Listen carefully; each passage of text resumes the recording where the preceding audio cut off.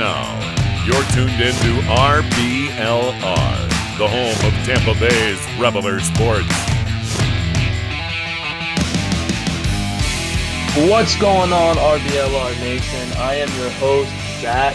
You are here on the Rays version of our podcast. You know we got all the big Tampa Bay sports.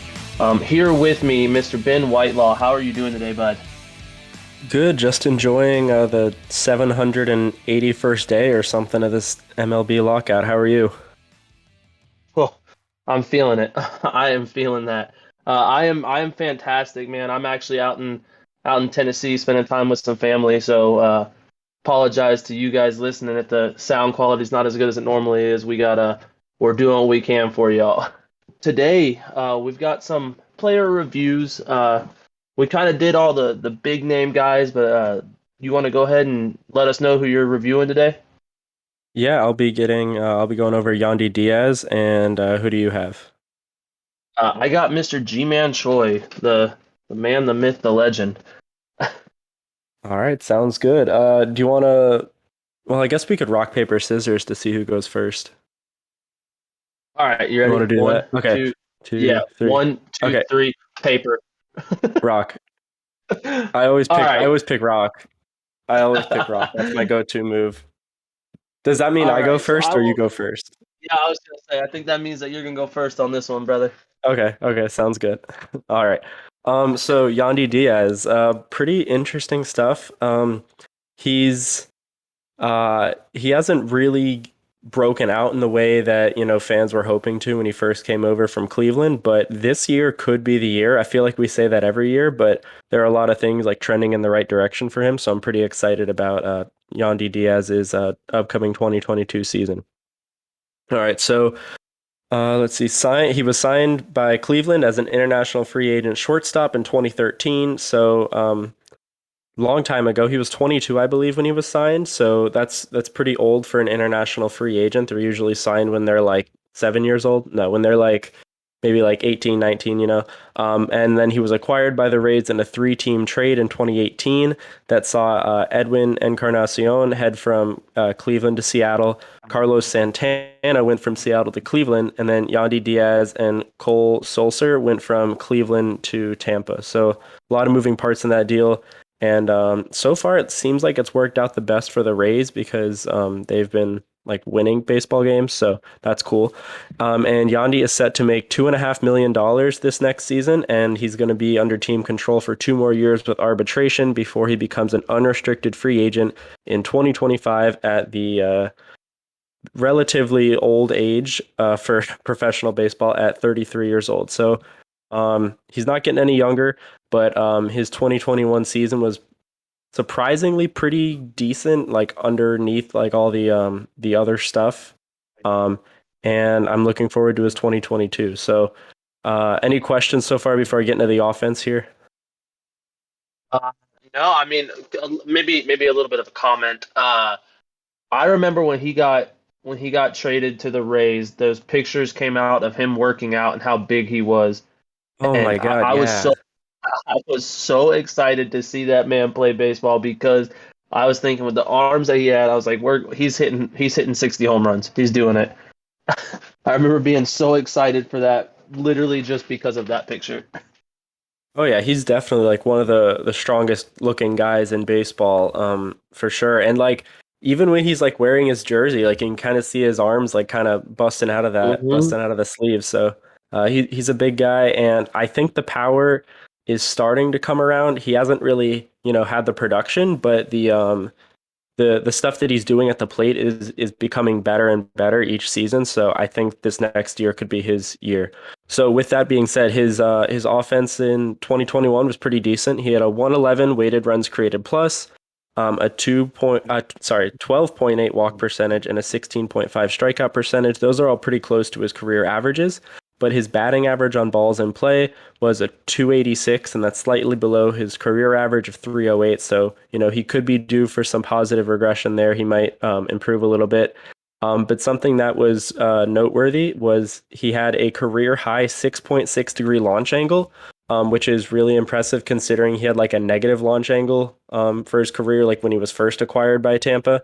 So it's been slowly moving upward each season he's played, and he had a career high pull rate of 34.9%. So he's hitting the ball in the air more than he ever has before. He's pulling the ball more than he has, which allows him to tap into that power, those big muscles he's got.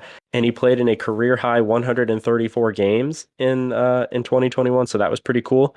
So everything is moving in the direction it's supposed to be offensively, which is pretty nice. And he had a 126 weighted runs created plus against left-handed pitching. So, he played pretty well against lefties as we would expect. But something that was a little unexpected that I guess I probably should have expected, but is his 101 weighted runs created plus against right-handed pitching. So he was able to stay pretty much league average against righties, which is pretty great. Considering he is a righty, and then he's destroying lefties. So that's actually pretty much in line with his career averages. So it looks like Yandy could and should be an everyday player based on his production there, and that's like before he's even tapped into his power too. Like he's still getting there.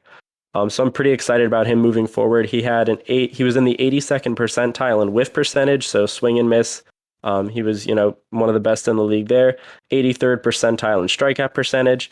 And then even better is his 90th percentile walk rate and 95th percentile chase rate. So the chase rate is like trying to get to pitches outside of the zone. He doesn't really chase. He's very disciplined.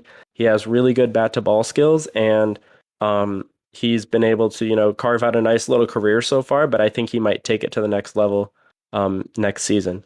So anything you want to touch on here before I move into the defensive side of Yandy? Nope. I think you nailed it right on the head. I know I'm going to have some questions once we get over the defensive stuff, though, for sure. Yeah, so his offense was, like I said, pretty solid. He can hold his own against righties. He destroys lefties pretty well. Really good plate discipline. But his defense was probably the most surprising thing when looking into this. He was actually really poor defensively at third. I know that, maybe based on the eye test, a lot of us, including myself, thought that okay, third base is his position. But he had -4 outs above average and -9 defensive runs saved at third base this season. In a pretty, strong sample size, he played almost 500 innings. So not very good defensively at third, but at first base, he was actually pretty decent, which is interesting because he's never really been much of a first baseman. Like he's been shortstop, then third. He played a little bit of left field in Cleveland, and he's kind of finding a home at first base with the Rays. He had 3 outs above average and no defensive run saved, but he's slightly above average defensive first baseman by those metrics. So we can live with that because his bat is what he's really here for, anyways. And like I said, he's been playing first base a lot. He played a career high 603.2 innings at first base, and his previous career high was 156.1. So the Rays are probably going to bump that up even more next season. I could see him playing 75 to 80% of his games at first in 2022.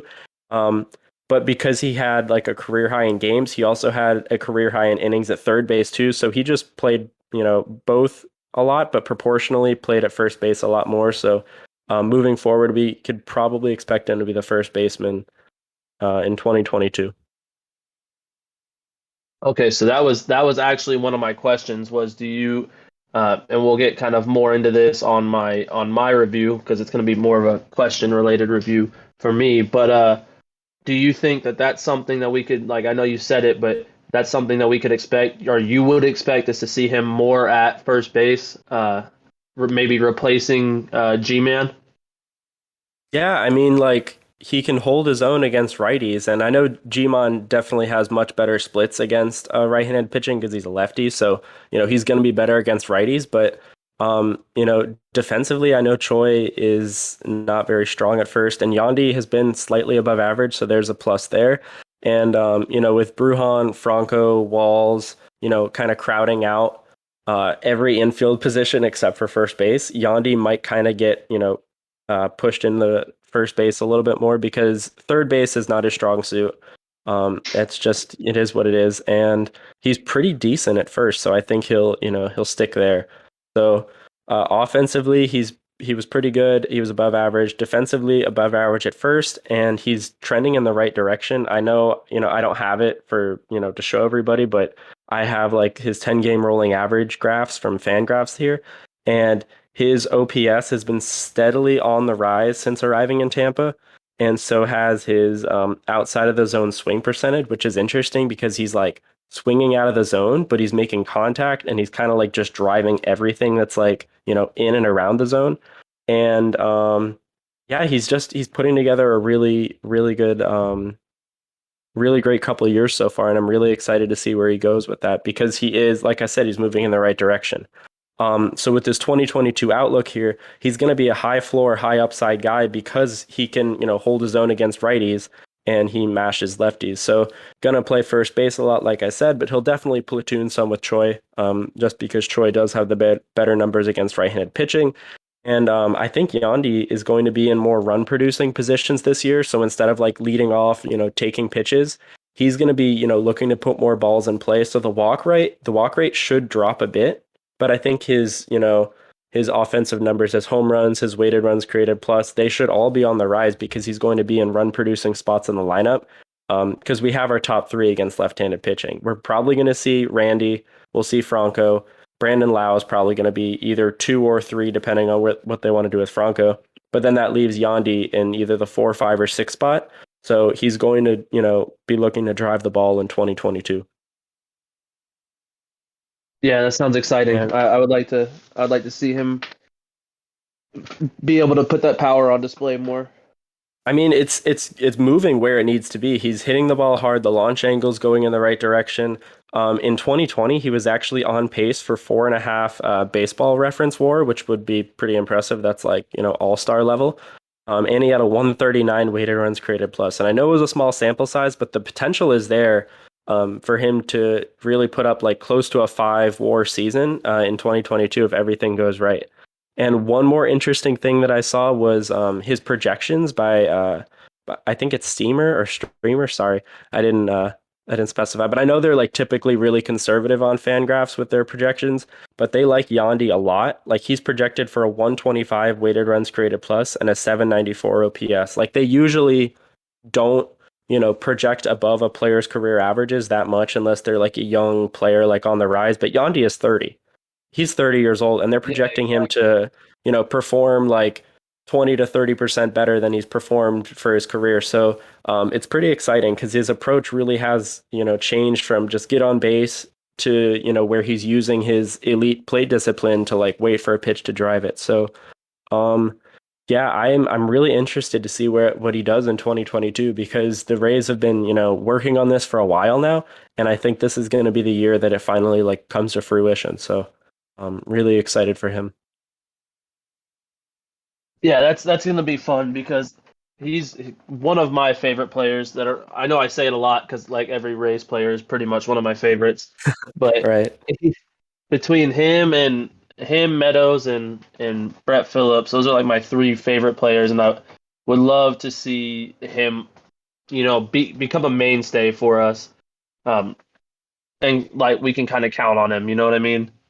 Oh yeah, I think he's definitely going to be like an everyday player. It's just, there are so many other players in the infield that I think a trade is bound to happen, but I think they're probably going to try to keep Yandy around at least for a little bit because he's doing what they want him to do and he's like slowly improving and the projections like him. Everything's moving in the right way, so I'm looking forward to it. All right. Well, I think that's kind of speaking on trades is a good leeway into my player. So like I said, I'm going over G-Man Choi this week. I'm going to be honest with you guys, kind of a boring player. I respect him and I'm thankful for him on the team, but nothing crazy that jumps out to me. His fielding is average. His offensive output is average. With a 0.9 win above replacement in 2021, batted a 229 with 11 home runs, 45 RBIs. Nothing phenomenal, but it also didn't necessarily hurt us. But now that you brought up trades, is that something? And like I said, it's going to be a lot of questions for my player review. Do you see a potential that G-Man is one of the ones that gets traded this year then if Yandy is producing at first? I think so. I mean, it kind of depends. Like, are they going to try Brandon Lau out at first base because, they got to find a spot for Brujan to play, and Brujan's not going to play first. Is Austin Meadows going to try to be the first baseman? So, I mean, Ji-Man Choi isn't terrible. He's an above average bat, below average defender. But he's kind of stalling right now. Like, he's the same age as Yandy. Believe it or not, they're the same age, but both of their careers are kind Yeah. of trending in the wrong and opposite directions. Like, Yandy's on the rise, Choi is kind of on a very, very slight decline. But I don't know. I know health is a factor there, but if Meadows or Lau ends up being like, serviceable as the left-handed first baseman, I could see Choi out by the deadline possibly, because that contract, he did just, sign an extension, but it's not that much. It's like $3 million.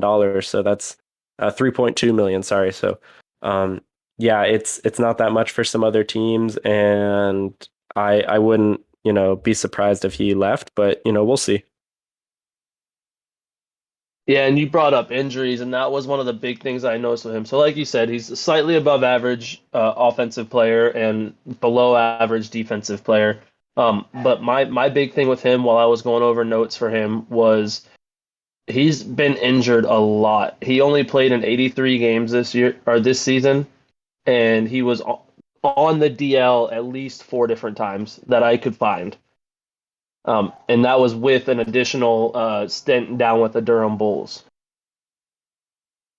Yeah, I know this was not a very, very good season for him in terms of health, but the in 2019 and 2020 he did play, in a decent amount of games, but I just don't like the direction that, it's heading in with his injuries. So it's a little concerning. He's still performing like kind of consistent, but I think if he was healthy, he could be like, not just a .9 WAR player. He could be like a 2 to 3 WAR player. So, hopefully he can get that figured out. I know I've seen some pictures of him like doing Pilates and stuff on Twitter over in South Korea.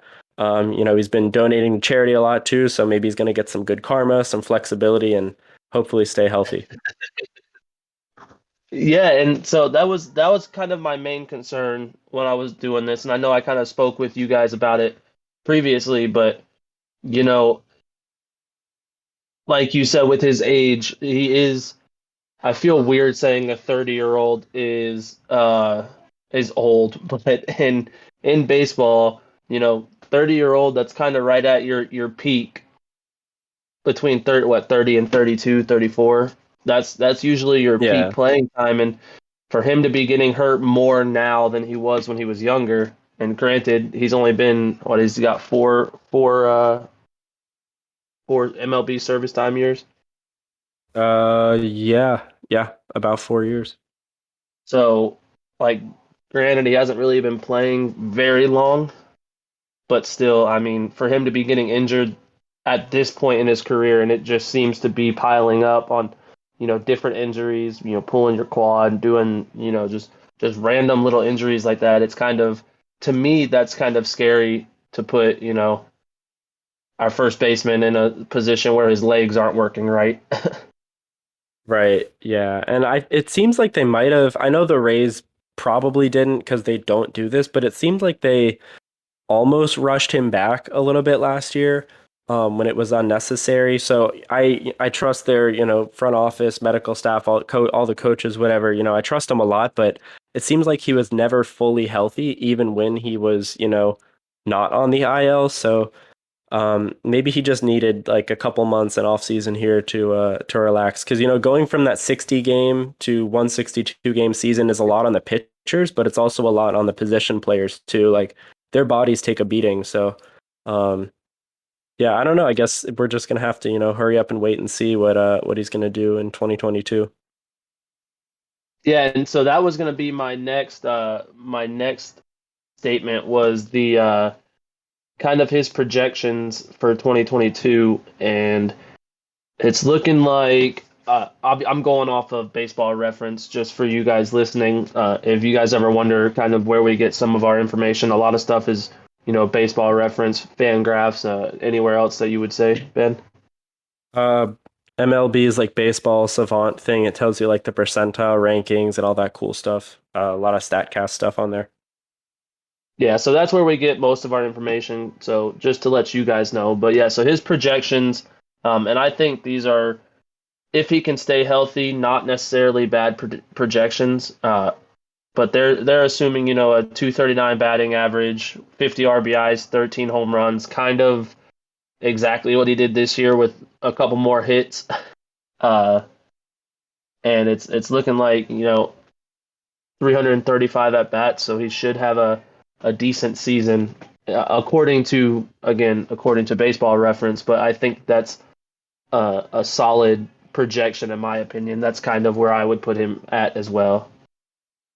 Yeah, I mean, he had a 117 weighted runs created plus in 2021, and he's projected to have the same on Fangraphs from Steamer at least in 2022. So, he's gonna. I think his floor is, an above average hitter, like 17 to 20% above average, I guess. But the Rays do like to platoon, so I think that'll help his production kind of play up because he's mostly going to be facing righties. Like with the way Yandy plays, especially now at first base and against left-handed pitching, I don't think Choi is going to see too many at bats against lefties unless he picks up the switch hitting thing again. But I doubt it. I don't think he will. I know he did it in a charity softball game. I've seen him practicing it on I believe it was actually on Twitter, and I'm cool if he just stays where he's at now. He was also pitching in that game too. Yeah, so yeah. I wouldn't mind seeing that. I would not mind seeing that. Yeah, should be interesting. That reminds me, there's a switch pitcher in the draft coming up. I forgot his name, but he was one of the lower ranked prospects. But yeah, I'll look him up later. But he's switch pitcher.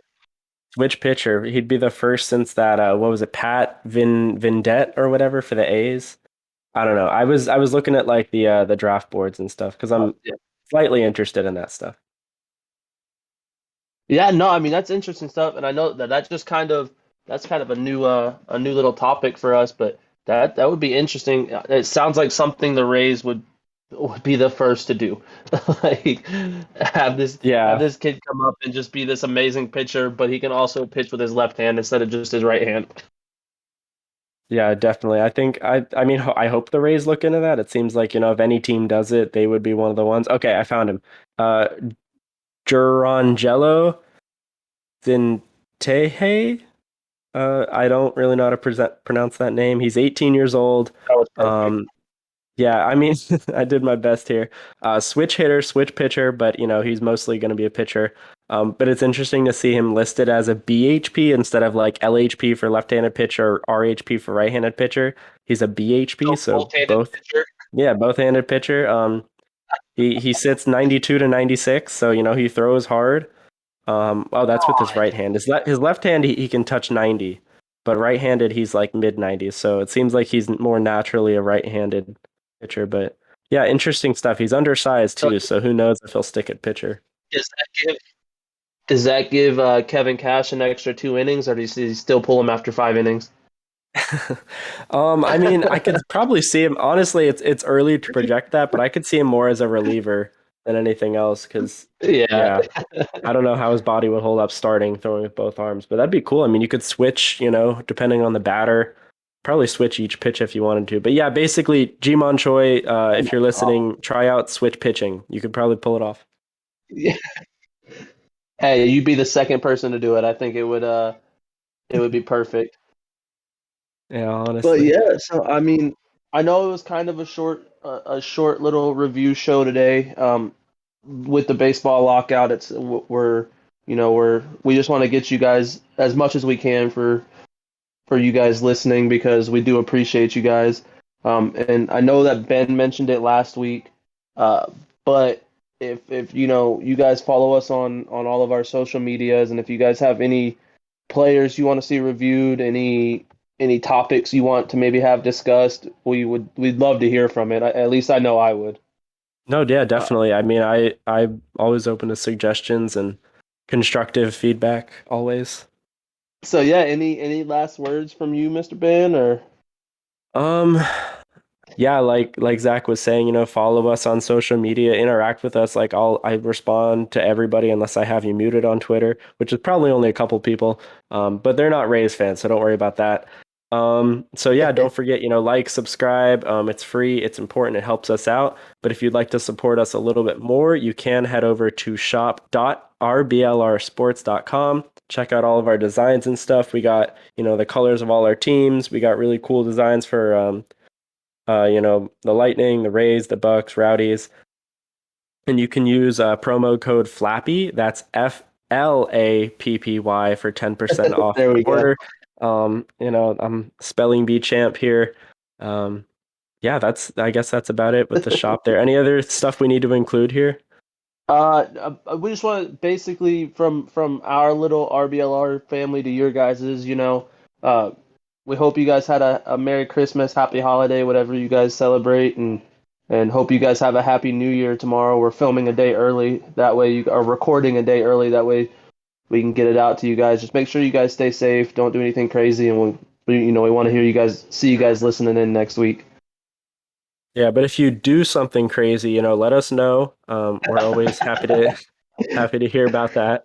But yeah, I mean, whether you're listening on Spotify, the iHeartRadio app, Apple Podcasts, Google Podcasts, whatever, YouTube, whatever you're listening on, thank you so much for your support this year. And we're looking forward to a great 2022, hopefully with some baseball in the near future. Yes, sir. Going to be a big year, and I'm excited to do it with you, Ben, and even Eureka in the background giving us all these notes. I'm excited for what 2022 is going to bring for RBLR. It's going to be exciting. All right, sounds good. So I guess that's it. Go Rays.